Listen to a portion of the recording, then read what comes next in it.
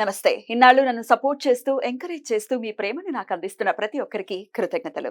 అలాగే ఈ వీడియో కూడా ఖచ్చితంగా మీకు ఉపయోగపడుతుంది. లైక్, షేర్ అండ్ సబ్స్క్రైబ్ చేసి మీ సపోర్ట్‌ని నాకు అందించండి. అలాగే ఈ వీడియో పట్ల మీకున్న అభిప్రాయాన్ని కామెంట్ సెక్షన్‌లో కామెంట్ చేసి తెలియజేయండి. ఇప్పుడు వీడియోని చూద్దాం.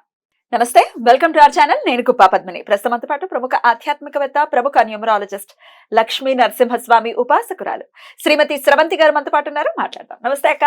నమస్తే పద్మిని. అక్క, ఒక కమెంట్ వచ్చింది. వాళ్ళ ఇంట్లో ఉద్యోగం చేస్తాను అంటే ఒప్పుకోవట్లేదు, ఎలా ఒప్పించాలి మా వాళ్ళని? ఉద్యోగం చేయాలని ఉంటుంది కదా, చదువుకున్న చదువుకి ఖచ్చితంగా ఉద్యోగం చేయాలని ఉంటుంది, లేకపోతే రెస్పాన్సిబిలిటీస్ తీసుకోవాలి ఎండ్ ఆఫ్ ది డే కదా. ఇప్పుడున్న పరిస్థితుల రీత్యా వద్దు వద్దు వద్దు అని అంటే ఎట్లా అక్క ఒప్పించడం ఎట్లా? ఎప్పుడైనా కూడా అసలు వాళ్ళు ఎందుకు వద్దంటున్నారు అనే దాని మీద కూడా మనం ఆలోచించాలి. ఆలోచించాలి. కొంతమంది ఏం చేస్తారు, సరే ఇంత చదువుకున్నాం కాబట్టి చదువు వేస్ట్ అవ్వకూడదని వీళ్ళకు ఉంటుంది, Definitely. చదువుకోవాలని. వాళ్ళు ఏమనుకుంటారు, నేను సంపాదిస్తున్నాను కదా, నువ్వు సుఖంగా ఉండు, నువ్వు పిల్లల్ని చూసుకో చాలు అని చెప్పడానికి ఉంటుంది. అలాంటప్పుడు ఇంట్లోనే ఉండి ఏదైనా చేయడానికి అనేది ప్రయత్నం చేయండి. ఆన్లైన్ జాబ్ కానివ్వండి, లేకపోతే ఆన్లైన్ బిజినెస్ కానివ్వండి, అట్లా చేయండి. లేదు అసలు ఇంట్లో ఎటువంటి జరగడం లేదన్నా కూడా పంపించట్లేదు, అట్లా మూర్ఖంగా ప్రవర్తిస్తున్నారు అనుకున్న వాళ్ళకి మాత్రం స్విచ్ వర్డ్ మనం యూస్ చేయొచ్చు. అలా యూస్ చేయాలి అని అనుకుంటే మీ మాట వినాలి, ఇంకా వినాలి అని అనుకున్నప్పుడు కూడా యూస్ చేయండి. అయితే ఎప్పుడూ కూడా ఒక మనిషిని మన మాట వినేటట్టుగా చేసుకోవాలి అంటే మన మాట కూడా ముందు మధురంగా ఉండాలి. వాళ్ళని ప్రేమతో మనము అలా కాదు ఇలా అని చెప్పి ఎక్స్ప్లెయిన్ చేయడము, పెద్దవాళ్ళ చేత చెప్పించడము అనేది కూడా చాలా ఇంపార్టెంట్. ఎవరైతే వాళ్ళు మాట వింటారో వాళ్ళతో చెప్పించినా కూడా ఏమాత్రం అంటే మీరేదో అవమానంగా ఫీల్ అవ్వడం అట్లాంటివి ఏవి చేయకుండా ముందు పెద్దవాళ్ళకి చెప్పి చేస్తానంటుంది జాబ్ చేయనివ్వచ్చు కదా, పిల్లల్ని తను ఎలా చూసుకోగలుగుతుంది అనేది తను ప్లాన్ చేసుకుంటుంది. ప్లానింగ్ ప్రకారం ఇద్దరుగా చూసుకొని ఇద్దరు ప్లాన్ చేసుకోండి. తన జీతం రాలేదు అనుకోండి, దాయండి. సంవత్సరం అయ్యేసరికి నీకే అర్థమవుతుంది మీరు ఎంత కోల్పోతున్నారు, ఇంట్లో ఉండడం వల్ల ఎంత లాస్ అయిపోతున్నారు అనేది మీకు తెలుస్తుంది అనేది ఎక్స్ప్లెనేషన్ అనేది ఇవ్వండి. అయినా కూడా ఇంకా ఏమి జరగడం లేదన్నప్పుడు ఈ స్విచ్ వర్డ్ వాడుకోవచ్చు. అయితే ఇదేదో ఎప్పుడు పడితే అప్పుడు వాడేసేయచ్చు, ఎప్పుడైనా కానీ మీ మాట వింటారు అనే దానికి మాత్రం వాడకండి. అధర్మానికి పనిచేయదు.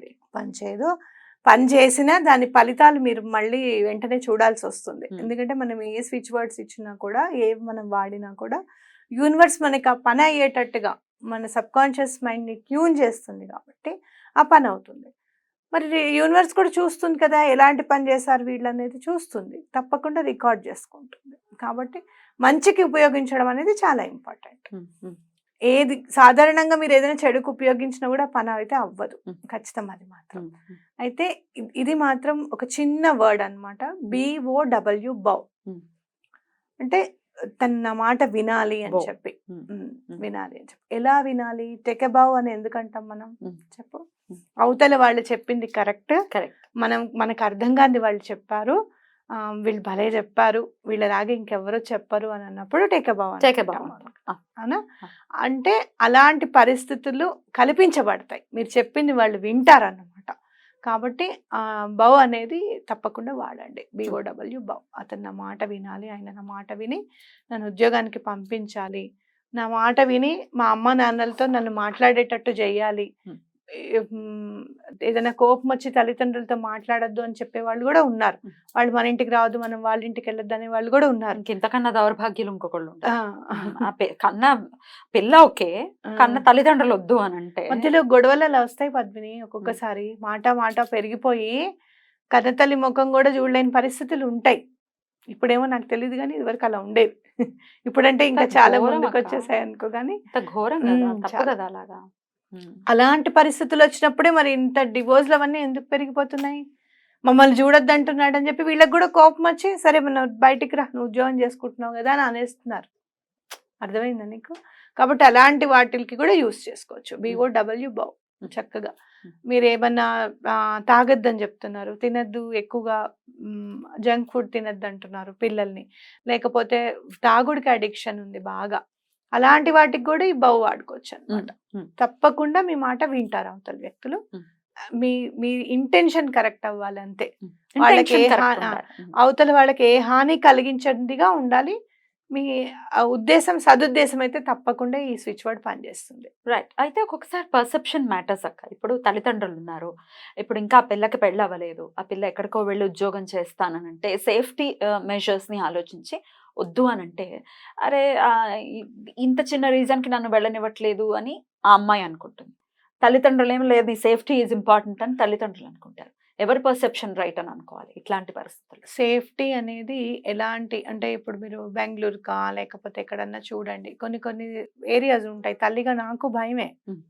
అక్కడికి పంపించాలి, ఆ యూనివర్సిటీలో నువ్వు చదువుతానమ్మా, ఇక్కడ ఎక్కడ రాకపోతే నేను అక్కడికి వెళ్ళిపోతానని మైత్రి అంటే చాలా భయం వేసింది. అంటే 24 గంటలు మనం ట్రావెల్ చేస్తే గానీ మన పిల్లని మనం చూసుకోలేమన్నప్పుడు భయం వేస్తుంది మనకి ఖచ్చితంగా. కానీ ఒకటి గుర్తు పెట్టుకోండి, మీ అమ్మాయి వెళ్ళే ప్లేస్ కరెక్టా కాదా, అది సేఫ్ ఉందా లేదా మీరు చెక్ చేయాలి. చెక్ చేసి అక్కడ ఏమైనా చక్కగా పీజీస్ కూడా ఉన్నాయి ఇప్పుడు, పెద్ద పెద్ద మంచి మంచివి పేయింగ్ గెస్ట్లో కూడా చాలా సొఫిస్టికేటెడ్గా ఉంటున్నాయి. అలాంటి దాంట్లో చక్కగా జాయిన్ చేసి అమ్మాయికి ఎటువంటి ఇబ్బంది కలగకుండా, మీరేమన్నా తప్పటడుగేస్తారేమో, ఎవరైనా ఆ భయం ఉంటుంది. ఇష్టపడతారేమో అనే భయం కూడా తల్లిదండ్రులకు ఉంటుంది. పిల్లలు చక్కగా నాన్న అలాంటిది ఏమీ ఉండదు, నేను ఓన్లీ అక్కడ ఉద్యోగం చేసుకుంటాను, రూమ్కి వస్తాను, మీకు ఫోన్ చేస్తాను, తింటాను ఆరోగ్యంగా, ఆరోగ్యమైన వాటికే నేను అలవాటు చేసుకుంటాను, అవే తింటాను, అవే ఉంటాను అని చెప్పి ధైర్యం చెప్పండి. కానీ ఆపర్చునిటీని మాత్రం కాలరాయొద్దు. ఎందుకంటే ఆపర్చునిటీ ఎప్పుడో ఒక్కసారి తలుపు తడుతుంది, అది మనం యూస్ చేసుకోవాలి తప్పకుండా. అలా ఆపర్చునిటీని మాత్రం ఎటువంటి పరిస్థితుల్లోనూ దూరం చేయకండి. అది చాలా ఇంపార్టెంట్ ఈ రోజుల్లో. Right right. డెఫినెట్ గా ఆ ఇంటెన్షన్ ఏంటి, అప్పుడున్న సిచ్యువేషన్ ఏంటి అనేది ఆలోచించుకొని దాన్ని బట్టి యూస్ చేసుకోవాలి స్విచ్ వర్డ్. ఎన్నిసార్లు చేయాలక్క, ఎలా చేయాలి? ఎన్నిసార్లు మధ్యాహ్నం సాయంత్రము, మీకు ఎక్కువ సార్లు చదువుకున్నా కూడా మంచిదే. ఇంకా అయితే ఈ స్విచ్ వర్డ్ ని చదివేటప్పుడు మీరు చాలా సార్లు ఏదైనా ఎలిమెంట్ ని ఇంక్లూడ్ చేస్తూ కూడా చెప్తారు, అట్లాంటిది కూడా ఏమైనా ఉంటుంది? తప్పకుండా ఎలిమెంట్ ని కూడా ఇంక్లూడ్ చేసుకోవచ్చు. మీరు వాటర్ ని ఎనర్జైజ్ చేయొచ్చు. వాటర్ పోస్తూ బావు బావు బావు అని అనుకుంటూ BOW బావు అనుకుంటూ BOW బావు అని కూడా అనుకోవచ్చు, కూడా ఇవ్వచ్చు. లేదు అంటే గనక మీరు వంట చేసేటప్పుడు అనుకోవచ్చు. అందరూ మాట వినాల్సిందే కదా ఇంట్లో, అందరూ ఒక మాట అయితే మరీ మంచిది కదా, వంట చేసేటప్పుడు అనుకోవచ్చు. లేదు అంటే గనక ఒక పేపర్ మీద రాసేసి వాళ్ళ పిల్లో అలా కూడా చేయొచ్చు. లేదంటే ఇట్లా BOW అని గాల్లో కూడా ఎక్స్పెల్లింగ్ రాయొచ్చు. అలా కూడా మనం చేయొచ్చు. ఎలిమెంట్స్ అన్నిటిని కూడా మనం ఇట్లా యూజ్ చేసుకోవచ్చు. ఎయిర్ ని ఇక్కడ యూజ్ చేసుకుంటున్నాం, ఇక్కడ ఎయిర్ లో మనం రాసాం, అదే గాలిలో మనము యాక్టివేట్ అవ్వడానికి అవకాశం ఉంటుంది. ఎలిమెంట్స్ చాలా బాగా యాక్టివేట్ చేస్తాయి. వాటర్ కానీ ఎయిర్ కానీ, వంట చేసేటప్పుడు మనం ఫైర్ ని ఉపయోగించుకుంటున్నాం, ఫైర్ కానీ, అలాగే ఆకాశానికి చూపించి అది మాట వినాలి అని చెప్పి మాట వినేటట్టు చేయమని చెప్పి చెప్పుకోవడం, ఇట్లా అతి ఎలిమెంట్స్ అన్ని కూడా బాగా ఉపయోగపడతాయి మనకి. రైట్ రైట్ రైట్ అక్క, చాలా బ్యూటిఫుల్ గా ఎక్స్ప్లెయిన్ చేశారు. డెఫినెట్ గా ఈ ఏదైతే మాట వినాలి అన్న ఏదైతే సిచ్యువేషన్ ఉందో దాని నుంచి బయటపడాలి అని అంటే డెఫినెట్ గా ఈ స్విచ్ వర్డ్ ని యూస్ చేసుకుంటూ వాళ్ళ సమస్యల నుంచి బయటపడాలని మనస్ఫూర్తిగా కోరుకుంటూ థ్యాంక్ యూ సో మచ్ అక్క. నమస్తే. నమస్తే.